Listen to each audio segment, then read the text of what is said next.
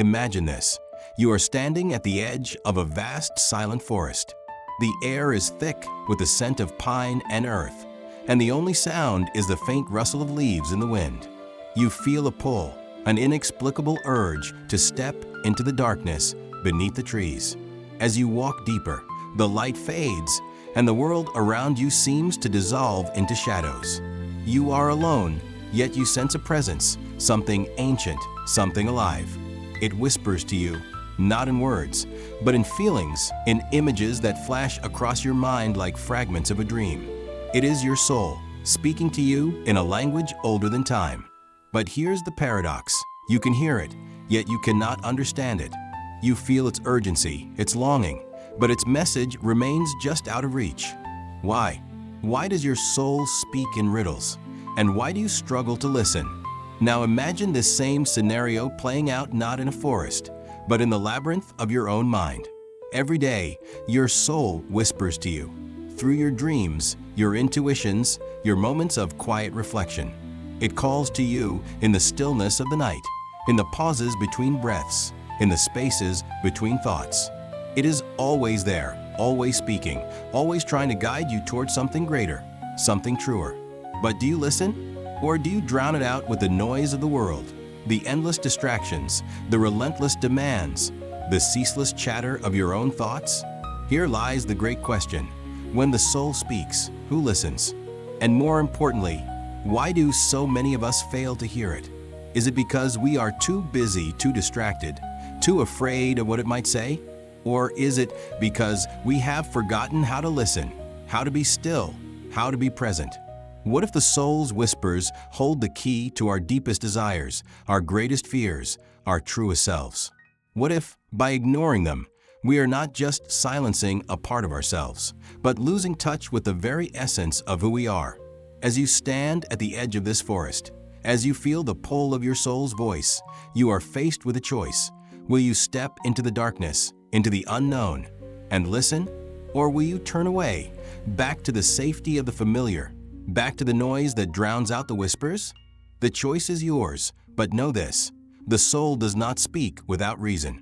It speaks because it has something to say, something you need to hear. The question is, are you ready to listen? The soul speaks, but we do not listen. Why? The answer lies in the tangled web of modern existence, where the noise of the external world drowns out the quiet voice within. Carl Jung, the pioneering psychologist, called this inner voice the self, the core of our being, the source of our deepest truths. Yet, Jung also warned that the modern mind is fractured, fragmented by the demands of society, the pressures of conformity, and the relentless pursuit of external validation. We have become strangers to ourselves, disconnected from the very essence of who we are. Friedrich Nietzsche, the philosopher of the abyss, saw this disconnection as a crisis of meaning. He warned that in a world devoid of transcendent purpose, humanity would fall into nihilism, a state of spiritual emptiness where the soul's whispers are replaced by the deafening silence of existential despair. Nietzsche's prophecy seems eerily prescient in our age of endless distractions, where we fill the void with screens, schedules, and superficial pursuits. The soul's voice is drowned out not because it is silent, but because we have built walls around ourselves, walls of busyness, of fear, of denial.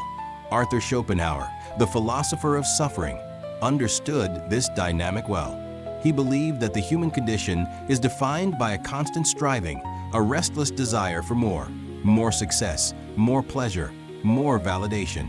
Yet, this striving only leads to more suffering, as we chase after illusions that can never satisfy the soul's deeper yearnings.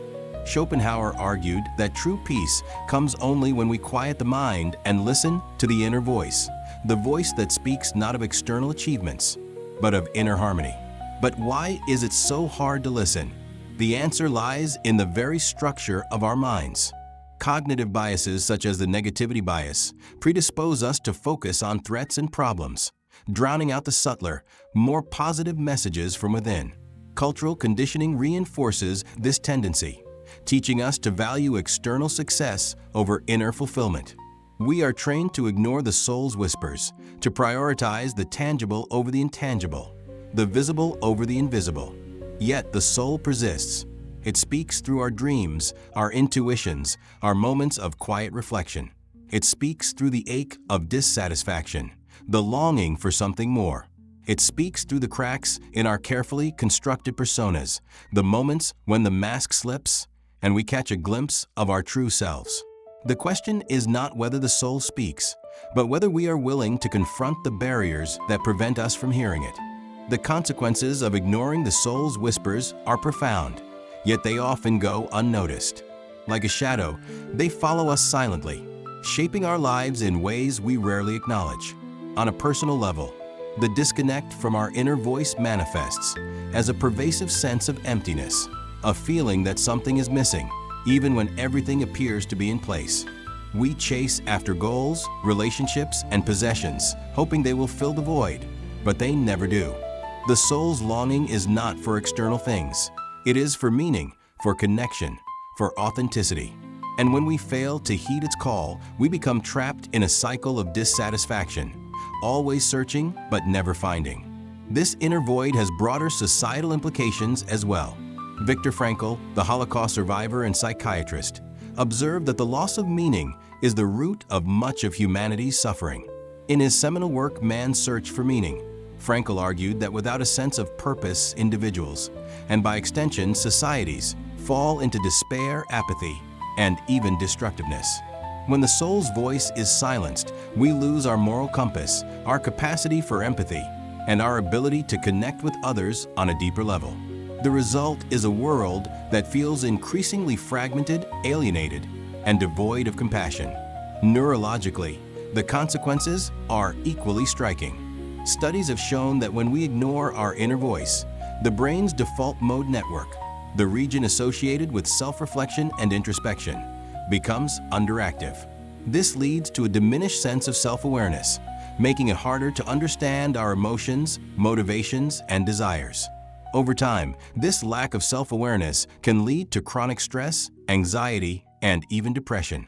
The soul's whispers, it seems, are not just a spiritual necessity. They are a biological one. Culturally, the silencing of the soul has led to a collective numbness. Aldous Huxley, in his dystopian novel Brave New World, envisioned a society where people are kept docile and content through constant distraction and superficial pleasures. Huxley's vision feels uncomfortably close to our current reality, where the endless scroll of social media, the relentless pursuit of productivity, and the cult of busyness keep us from confronting the deeper questions of existence. We have become a society of sleepwalkers, moving through life on autopilot, unaware of the richness we are missing. Yet, the soul's whispers persist, even in the noise. They surface in moments of crisis, when the facade of control crumbles and we are forced to confront the fragility of our existence.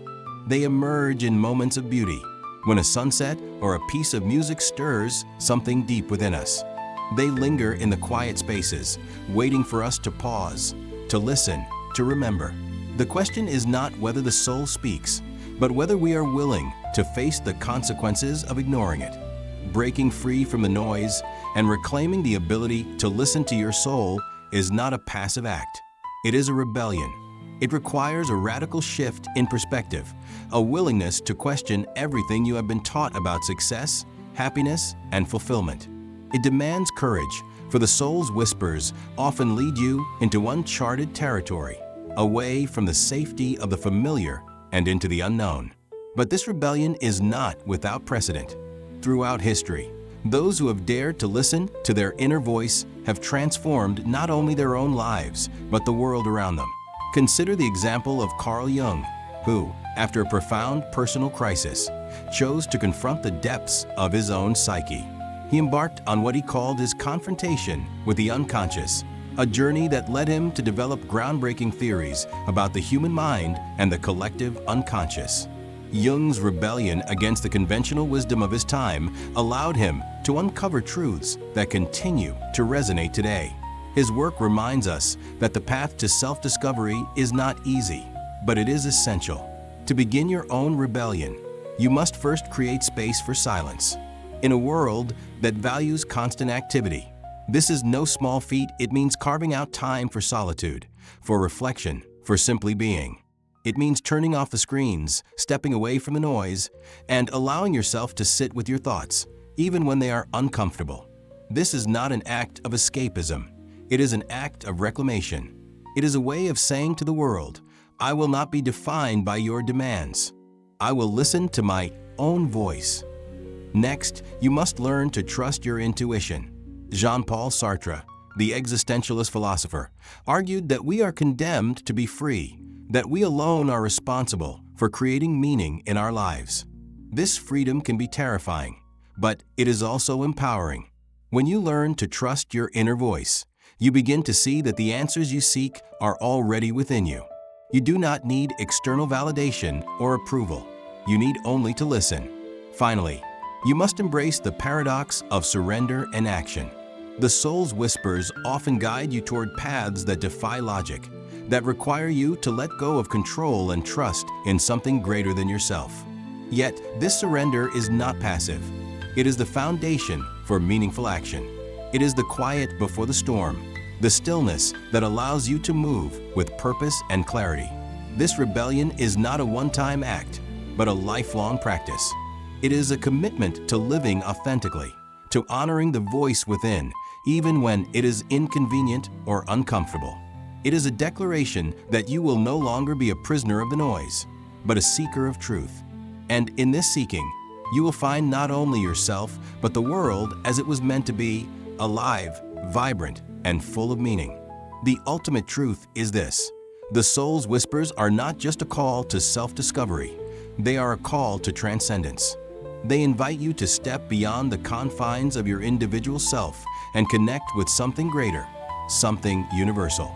This is the final, most powerful realization, that the voice within you is not yours alone. It is the voice of life itself, the pulse of existence, the echo of the infinite. When you listen to your soul, you are not just hearing yourself, you are hearing the universe. This realization redefines everything. It transforms the way you see yourself, the way you see others, and the way you see the world. Suddenly, the struggles and contradictions of life make sense. The emptiness you felt was not a void but a space for connection, for meaning, for love. The dissatisfaction you experienced was not a failure, but a signpost, pointing you toward a deeper truth. The soul's whispers were never meant to torment you. They were meant to guide you home. This is the paradigm shift that changes everything. It is the moment when you realize that the journey was never about finding yourself, but about remembering who you always were. The soul's whispers are not a mystery to be solved, but a truth to be lived. They are not a destination, but a path that leads you back to yourself, to others, to the world, to the infinite. And so, the question remains, when the soul speaks, who listens? The answer is simple, yet profound. You listen. Not the you that is defined by roles and expectations, not the you that is shaped by society and circumstance, but the you that is eternal, the you that is infinite. This is the ultimate act of rebellion, the ultimate act of courage, the ultimate act of love. It is the moment when you stop running, stop searching, stop striving, and simply listen. As you stand at the edge of the forest, as you feel the pull of the soul's voice, you realize that the darkness is not something to fear. It is something to embrace. For in the darkness, you find the light. In the silence, you find the voice. In the stillness, you find the movement. And in the soul, you find yourself. The journey does not end here. It begins. The whispers will continue, as they always have, as they always will. But now, you know how to listen. And in that listening, you will find not just answers, but peace. Not just meaning, but joy. Not just life, but love. The soul speaks. Will you listen?